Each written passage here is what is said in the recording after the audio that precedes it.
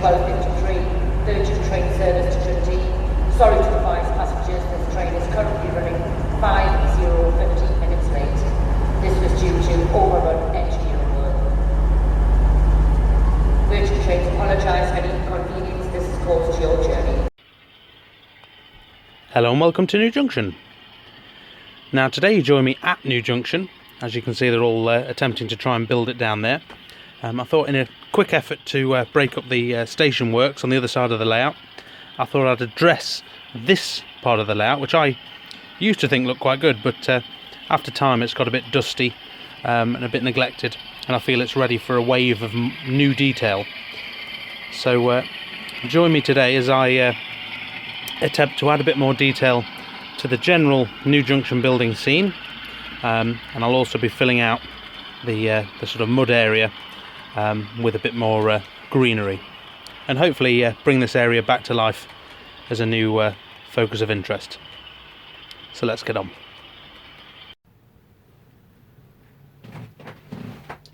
Now the first thing I'm going to tackle is this area here. The bulk of these people and details are already stuck down, so they'll stay in position, but I've moved the trains off, I've turned the power off, and next I'm just going to cover the track work, because I'm going to be using my static grass applicator. So I just want to try and protect it, and this kitchen towel should absorb any of the excess glues and sprays which I'm about to use. So I'll just get that down first, and all being well, we shall protect the track. Of course you could use things like old newspaper, etc. It's just what you've got to hand. I'm going to do that the other way.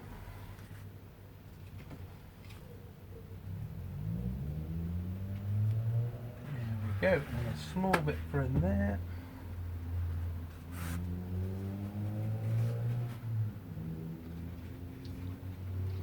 Doesn't have to be neat, because of course I'll be going over this with a hoover and a toothbrush tomorrow if there's anything on my track work, because I can't stop the trains for too long.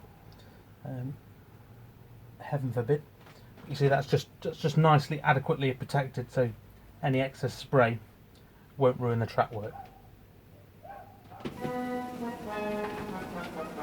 Right, so first things first, I've actually put a nail in the baseboard just here. That's so I can clip my static grass applicator to it, just to make the grass I'm about to put down stick to the floor. The next one, I am still using the WWS Scenics stuff. I thought it was quite good. Don't forget, if you want a discount, there is one in the description, which is very kind of them. I should say I don't make anything off that. That's just what they've offered me and my viewers. So what I'm going to do, just pull some of this down. As you know, I like messy modelling, so what better way than covering your layout in their glue. So just dab this around. I do want it to be a bit random, although this end will be slightly heavier, more heavily grassed than so the other bit with the workman. I don't want it to be 100% covered. You do need some soil to show through.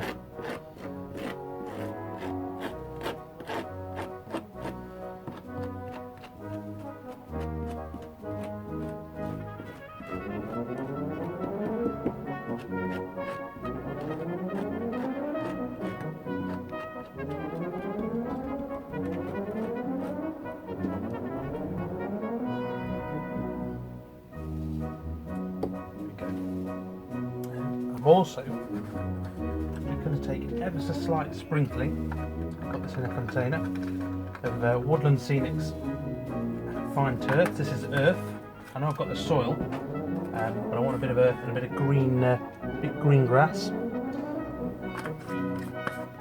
All this does will just break up the grass colour. I put it in one of these containers just to an easy way to mix it. I don't know if you can really see it from there, but you can see it's just come up a nice sort of, if I can focus you in, just come a sort of nice earthy colour. Focus you back, there you go. Probably didn't need that much, but just to get a bit of sprinkling in, and what it does is it covers the glue and just breaks up the grass ever so slightly.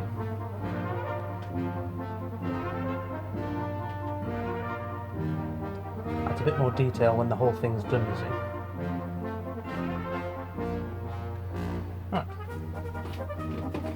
So the next stage, taking my static grass applicator. The base colour I'm going to be using on the layout is the 2mm spring. This is a very light colour, and on its own it's a tad too light. The 2mm range is what you'd use if you were doing N-gauge, but being 00, I use the 2mm as the base. I'm going to be using quite a lot of that. I'm filling my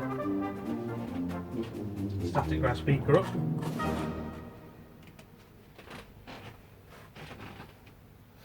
This is where I electrocute myself on camera.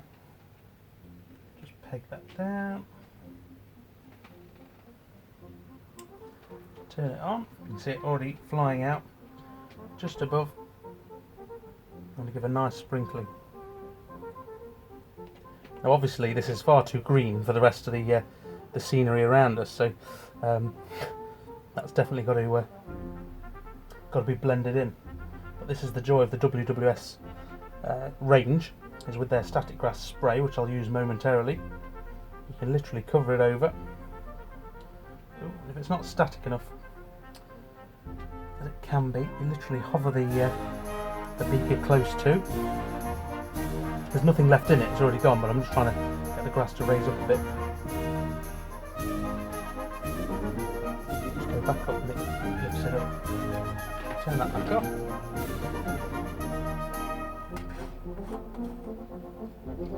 I'm now going to prepare the next colour, which will be, which one shall I go with?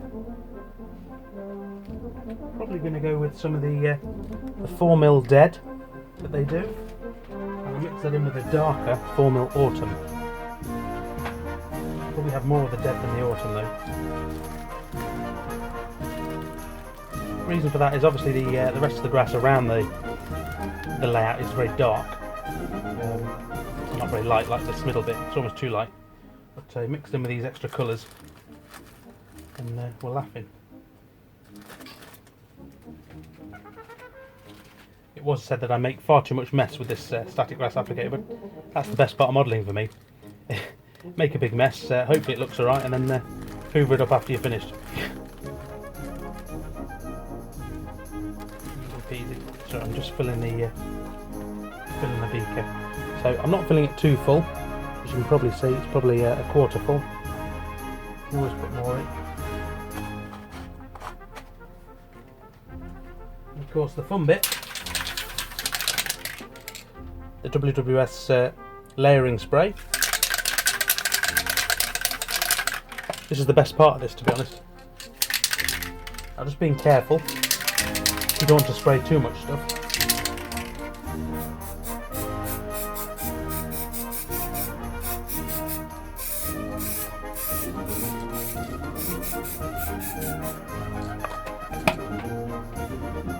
Simple as that. Applicate it back on. Now lightly, I'll try and blend this in.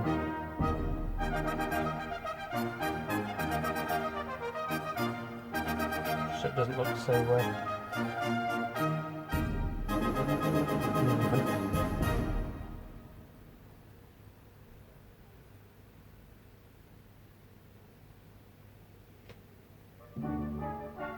There we go. Opening the beaker once more, I'm going to take the longest grass that I've got now. This is 6mm Wild Meadow. Let's just add a bit of gold. Now all I'm going to do with this is just add a couple of patches to it all, and hopefully that should just highlight the grass when it's dry. Give us a nice textured highlight.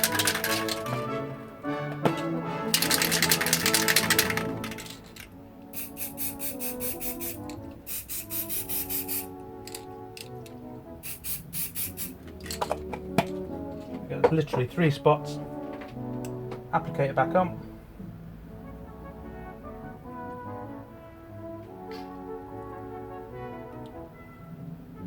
and away we go. Just giving it just a nice amount of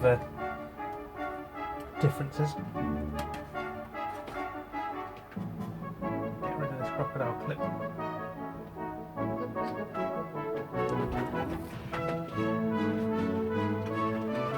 There we go. Now opening my Woodland Scenics olive green bushes, which is what's everywhere else around the layout, on the scenic side, just where there's a couple of spots of loose PVA or the glue. I'm just going to put the odd couple of bits down while it's still wet, again just to break it up,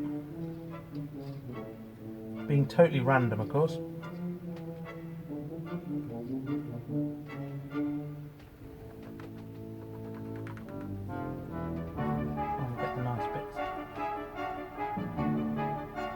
I will pull that nail out once the static grass is dry.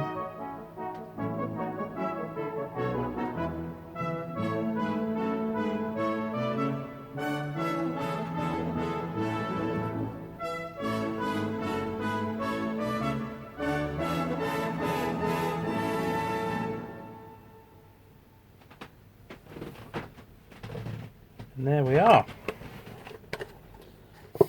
Now it looks extra bright on the camera, the new section, but once we're finished with it, it should blend in quite nicely.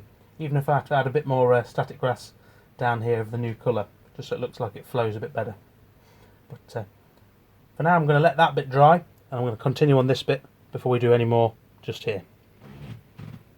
So while that's drying, the first thing I'm going to do to detail the new section is I've got from Scale Model Scenery some of their lighting towers.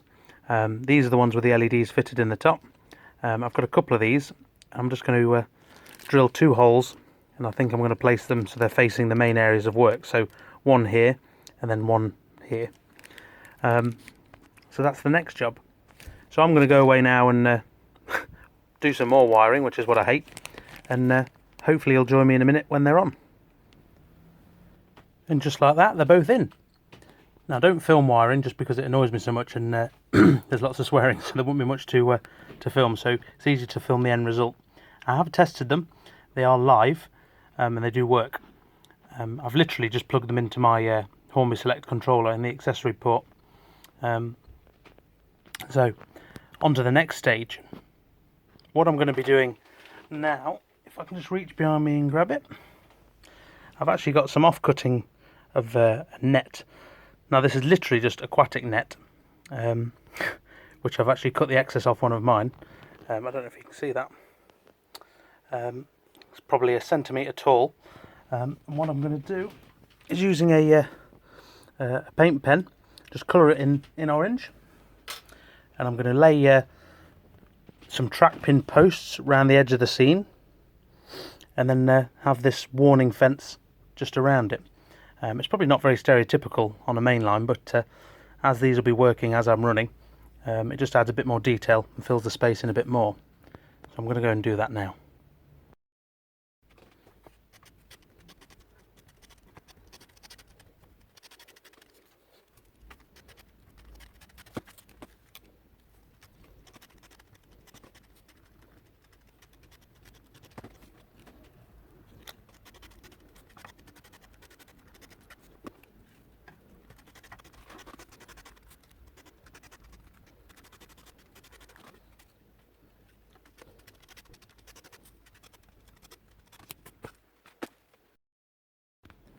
And there we are. That was much easier than I thought it would be. The track pin's literally just I suppose lightly hammered in, and then if I can focus in, you can see the freshly painted orange netting, which is quite elastic anyway, just pulls tight over the track pins, and I think that's quite a good detail. And of course fences in my workers, so no calls from the unions. So next on the list, it's time to reapply the details, glue some of the blokes that have fallen over back in place, and then see how it looks. And there we are. As you can see, that's the scene now updated as we just pan round. The Class 66 is back, and you can see the new meadow in the central reservation of the track. So the details I added, literally a couple of electrical boxes on pallets. I've put the track back, and then I've added some spare sleepers, wooden sleepers that I've had lying around. In terms of the grassy area, I'm very subtle. I've sprinkled some fine turf on top of the bushes, which is a different colour. It doesn't stand out so well on the camera because the grass itself is so vibrant, but it does add another layer. Some bits of stick, which look like fallen logs. I've also added some flowers. I've also, as I pull that apart, I've pulled it apart over the clumps, so it does actually look like flowers are growing in the static grass, whether you can actually see that or not. But overall, I'm quite pleased with that, and it's really freshened that up and added a new layer of detail to what is New Junction. Of course, that's where the layout gets its name from. This front area, for the moment, I've just added some of the fine turfs just to break up the soil. I'm tempted to add a ballast pile, but I'm not entirely sure yet. I may add some concrete bags or something like that, ballast bags, just to add a bit of detail. But for now, I'm really chuffed with that. And I'm just going to let that dry, and I'll leave you with some parting shots. I'll also turn the loft lights off now and let you see it in the dark. And there we are, a nighttime camera, so now they can work at night as well. On the camera it does look very spotlighty and very bright, but in the flesh it's actually a very low light. The lighting boxes themselves do have resistors in them, and it's not as bright in the flesh as it's appearing on camera. But I'm really chuffed with that. That's exactly what I wanted. I want to say a big thank you to WWS for giving me and you a discount code for the products I use on the grass area. That's of course in the description. And of course I want to say thank you to Justin, who shipped these as fast as he could before he could get on holiday. He didn't have to, he could have waited till he got back, but thank you very much. They work a treat, and I'll put the link to those in the description. Thanks as ever, guys. You take care now, and I'll see you in the next one.